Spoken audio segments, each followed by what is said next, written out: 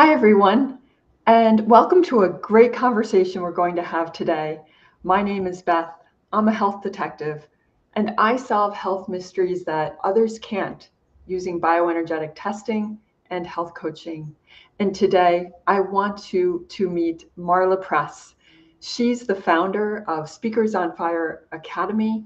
She's a public speaking coach, a life coach, and an art of presence trainer.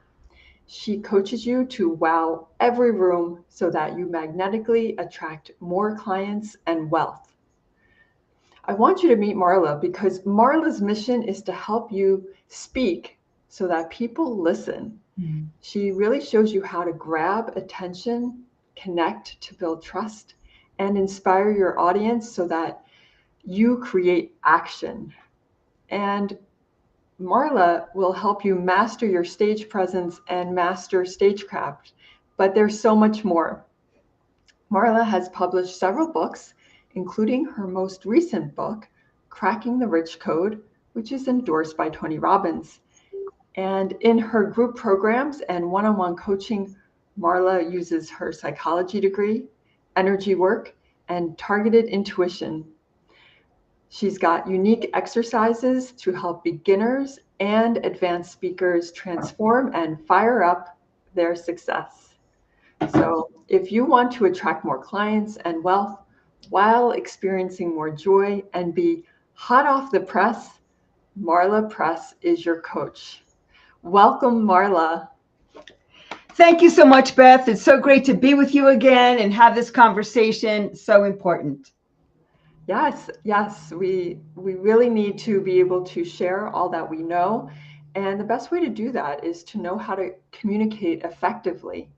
So, why is it so important for coaches and entrepreneurs and people who have small businesses to be able to master the stage?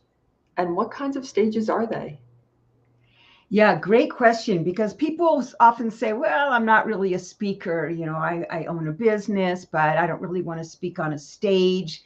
And you don't have to speak on a big stage. Some people have that as a goal, and that is great. And that will definitely get you the most exposure. But even when you're speaking on social media, that's a stage. If you go to a networking group or a party, that's a stage. So there's so many stages and there's a lot of choices out there. I encourage people to work up to getting on at least some sort of in-person stage and a summit or a podcast or some sort of online stage where you're going to get a lot of visibility and exposure because that's what you need as a business owner. There's so many people that are doing what you do, right? There's a lot of speaking coaches out there. There's a lot of all different kinds of coaches, and you have to be able to get exposure and visibility so people know what you're doing. And it also shows them what you do.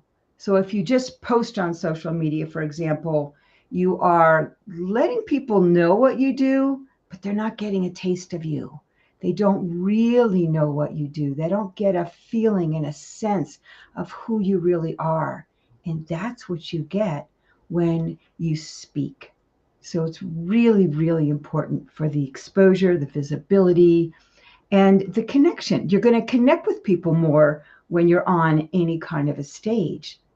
But just know that you can start by doing something like this, right? Just being interviewed on social media gives you a lot of exposure. And so right now for Beth and I, we're sharing audiences, right? We're seeing your audience and my audience, which could be completely different. So it doubles your exposure. So even something as simple as this is really, really important. And eventually you want to create your own stage, your own summit, your own event, certainly your own platforms. That's amazing. And there is there are so many ways to communicate. And could you go back a little bit more into detail about when you're at a party? How many times have we been somewhere and someone says, "What do you do?" And there are good ways to answer, bad ways. Sometimes like, "Oh, I really don't want to talk about this now." But what do you say when somebody says, "Hey, Marla, what do you do?" And they've never met you before and you're in a small group or just one-on-one? Yeah, so that's a great question because it is different if you are in a networking group and everybody's doing their pitch versus you're at a grocery store or a party and you're just meeting someone for the first time to say what you do. So it's really important to be clear, concise, and to have a tangible result about what you do. So I could just say I'm a speaking coach, but that's, so that's clear and concise, right? And it's pretty obvious what that is. But I want to add some sort of result. So I coach speakers and entrepreneurs to grow their business through speaking so they get more clients and wealth. That's Really clear. short, really specific, but with a tangible result. That part is really important.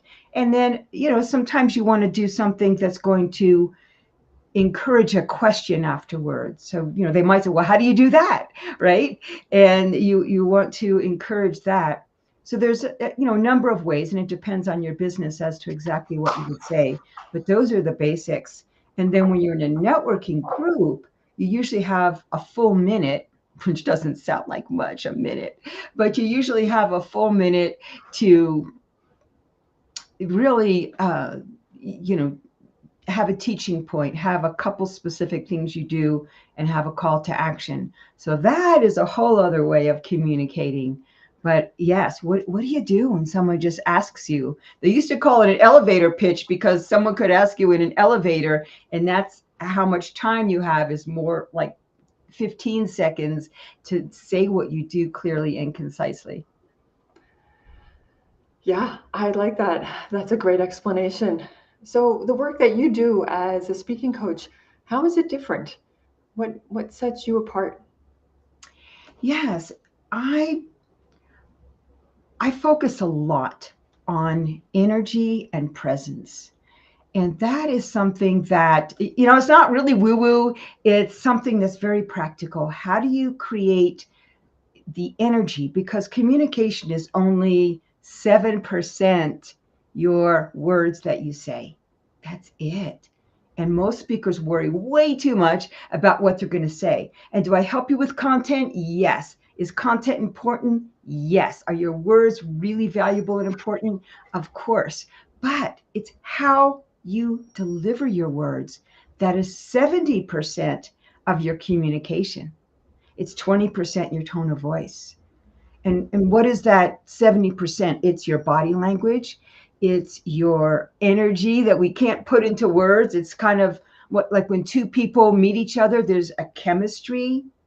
That's something that can't quite put into words. That's your energy, or it's your passion. It's your confidence. It's your facial expressions, especially on Zoom. People, tend to be a talking head and don't really move a lot when they're on Zoom because they feel like they're restricted. But we can do all kinds of things in this space here. And certainly your facial expressions, people are innately attracted to faces, and so much communication happens through our face. So it's really important to look at all those factors. And then I do help with content because it's really important to get your content not only clear and concise, but captivating and compelling so that people are really drawn in and really interested in it. And then the third thing I do is the stage craft. And that is something that is a little bit newer. It is really, how do you, if you're in person, how do you add all kinds of, if it's not multimedia, at least interest besides just standing up there and delivering your talk? How do you add music, or how do you use slides? Because most people don't use them very well.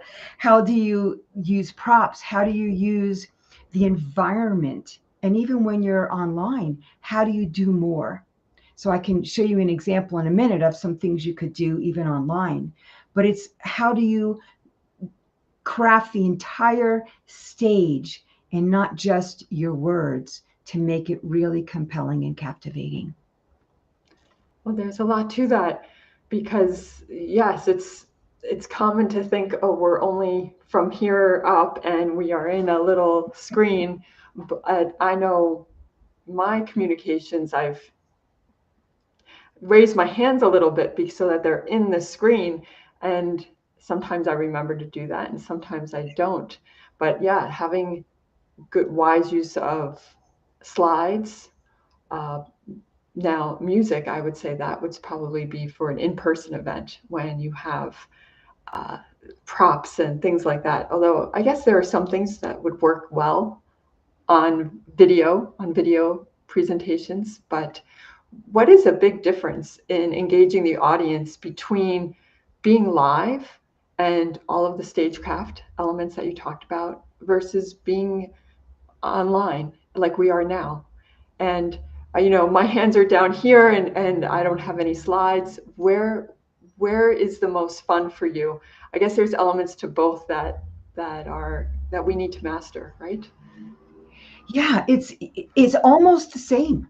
It's almost the Really? same. And people don't utilize the online platforms as well as they could. And it's funny because there's so much you can do, and there's certain things that you can do only on a big stage, right? But there's so much you can do. So we talked about, I use OBS Studio, and so even though we're on something called Restream right now, I'm using OBS Studio to integrate into it. And so, for example, if it was my show, I might start out this way. Let's see.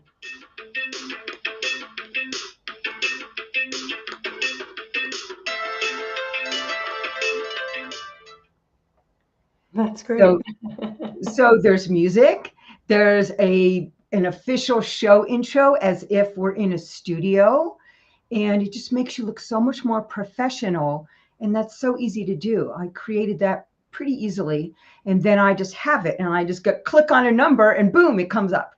So there's a lot of ways you can add music, you can add video to your background. You can, people use a lot of virtual backgrounds, but there's so much you can do with your background. And as far as props go, let's see what prop I have really handy. I don't have one of the better ones, but I have my easy button, or I have my yes button, or I have, just something that, for 2 seconds makes it fun. So. Give me a Y, give me an E, give me an S. Yeah! Yes. Yes. Just a little something that just, creates some interest, because we listen to so many people talking, and after a while, it's hard for people to keep their attention. And so, in person, I use my rubber chickens and talk about people being chicken to be on video. And then people squeeze these rubber chickens, and it's just hilarious because the noises that come out of these things is like weird and crazy. And it just makes people laugh, which is another way to really engage people, of course, is with humor. So you can use props, you can use music, you can use video. There's so many ways to do it.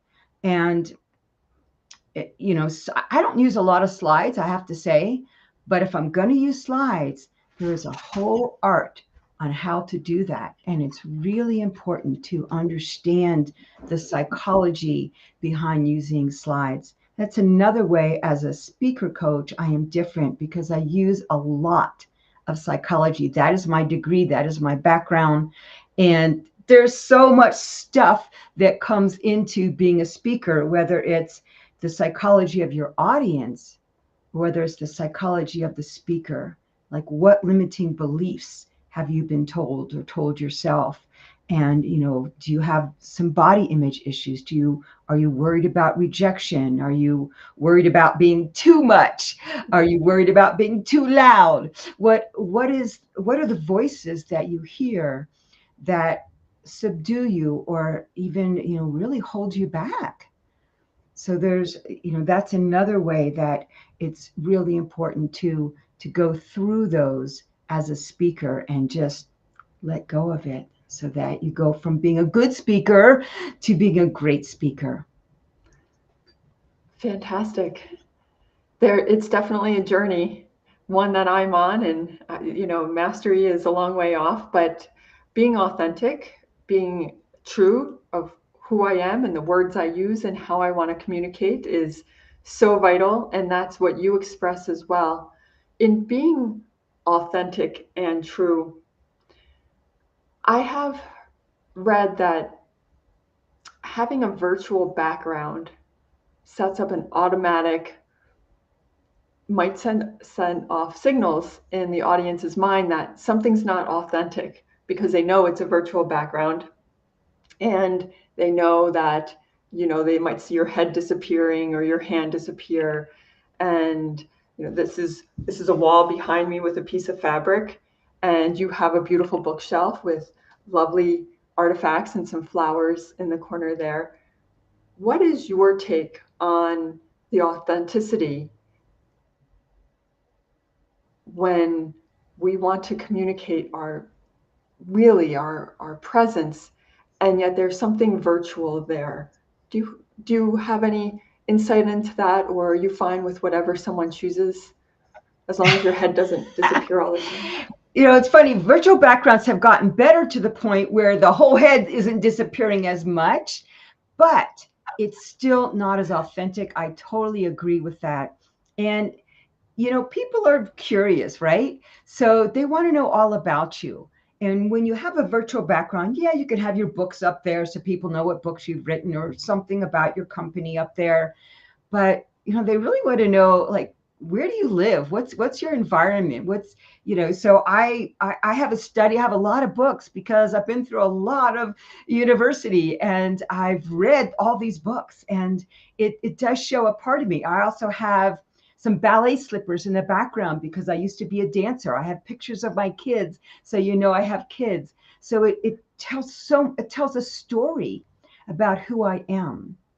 And even if you just have a piece of art in the background and a plant, that also tells a story about who you are.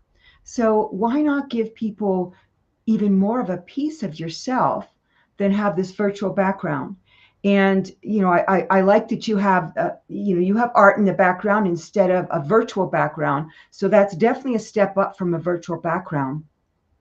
And you might even want to consider, what could you do to show even more of who you are? Who is Beth? Very true. Yes, it's just art right now.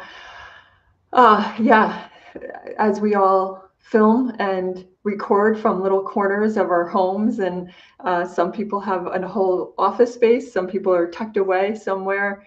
Yes, we have to get creative so that we can show who we really are. Yeah. I like that. Oh, Marla, before we close out with our last question, what didn't we get to? What else should we talk about? Because speaking is something we do every day, often without any intention. So, when you're coaching, what is something that comes up and you really wish you could just tell everyone, this is one thing that's really going to move you forward? And what would that be? Yeah. So I talk a lot about presence, and a lot of people, it's kind of an overused word and people don't know exactly what presence means. And we talked a little bit about energy and how you interact with people and communication. Presence is really more than mindfulness. People think of it as, not thinking about the past or the future, but being present in the moment. But to me, presence is really mastering your energy and getting out of your head energy and into your full body. And it's something you can't intellectualize about. You have to practice it. And for a lot of people, they try it 1, 2, or even 3 times, and it doesn't quite sit with them. They don't quite get it. But when I help you to go through this practice and you practice it, it makes so much difference in how you connect to your audience. And a lot of this stagecraft and becoming a sought after speaker, the best speakers master both the entertainment factor, so you really are compelling, you really wow your audience, and you connect to your audience and really draw them in emotionally and deeply, and you're relatable, and you balance those. And it's not always 50-50. It's different for everybody. Some people have a little bit more warm-heartedness and that personality where they're going to do a little bit more of the connecting. Other people are super high energy and into performing, and they're going to be a little bit more weighted on that. But you have to have both. And it's not easy to be really good at both and put them both in the same connection. But even when you're talking to your spouse or anyone, when you really master the art of presence, it will deepen all your relationships and make everything better. Yes, indeed. Yes, I agree with that. Marla, this is fantastic. So where can people learn more about you? What's the best way for everyone to connect with you? Yeah, so the best way is to set up a chat, and right down there is just real easy, speakwithmarla.com. So I do offer a get to know you session. I also offer a hot or not speaker eval where you can bring any part of your talk, your opening, your closing, your storytelling, your offer, and we will make it sizzling hot so that you will immediately attract more clients and wealth. So you want to sign up for that. That is complimentary, my gift to you for showing up today. And you can also, at that same speakwithmarla.com, you can also set up a chat if you don't feel like you're quite ready to work on your talk. Let's talk about strategy and how we can get you to be seen and heard in a bigger way. Wonderful. Yes, please reach out to Marla. Thank you so much, Marla. This has been a great conversation, and I learned a few things too. Thank you. Thank you so much, Beth. This has been great, and I really appreciate you. We'll see you next time. Thank you.